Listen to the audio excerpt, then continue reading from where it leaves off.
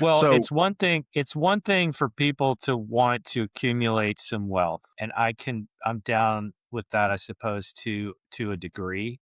But I would say a couple things here. I would say where we are today as a society and an economy is we have wealth without responsibility. We have wealth without ethics and morality. We have the accelerating accumulation of wealth in the hands of the very few. And I think, you know,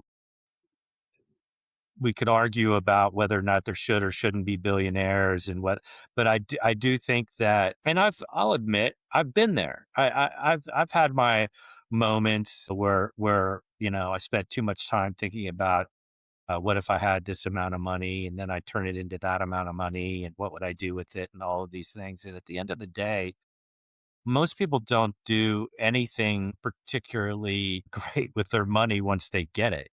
I mhm. mean, okay, sure, you're a successful business person and you whatever you do, it may be beneficial to society, it may not. But once you have this vast amount of wealth and it's under your control and all you do is either invest it in your own businesses or try to grow it, and when you do spend it, you spend it on shit like a mega yacht or something that takes an incredible amount of resources, or 10 houses, and it takes all these resources and increases your carbon footprint, and you're not doing humanity any good, even though you may be creating a few more jobs. But anyway, back on track to, like, let's get back on track to the tariffs. And so, Trump got slapped down.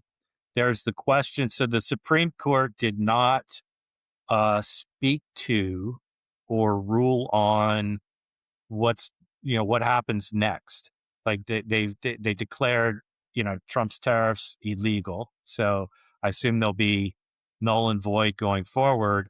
But as Tom was talking about earlier, I think it was somewhere around 134 billion or something that's come into the treasury due to Trump's tariffs, and now there's the question of the refunds. And what I find interesting about this is that, as you alluded to, there's a lot of corporations that are now, if they haven't already sued, they're getting ready to sue the federal government to get that money back. Because as you correctly stated, they're the ones who paid it. However, we also know that a lot of those costs, if not the vast majority of those costs, have been passed on to the American consumer. And so there's absolutely no mechanism.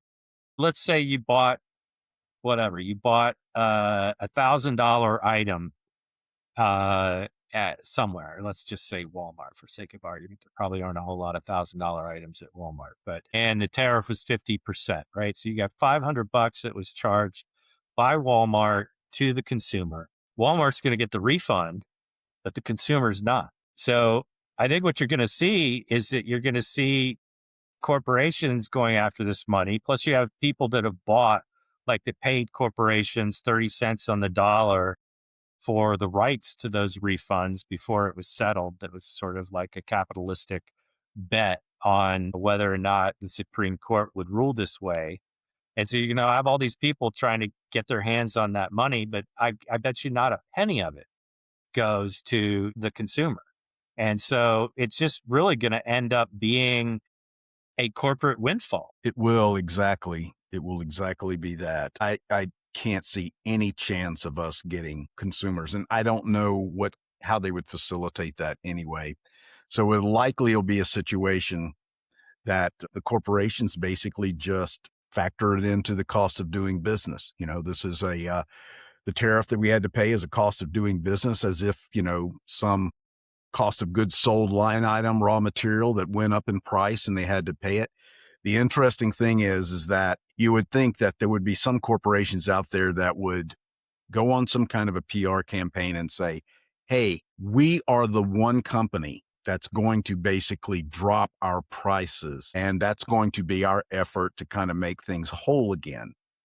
I do not see that happening either. I do not see in any way any corporation that's going to drop their prices that they've elevated as a result of the tariffs going forward. I would Right. love to see. I would love to see one outlier, just as I described, do that and then cause and gain market share as a result, and then cause the others to follow suit.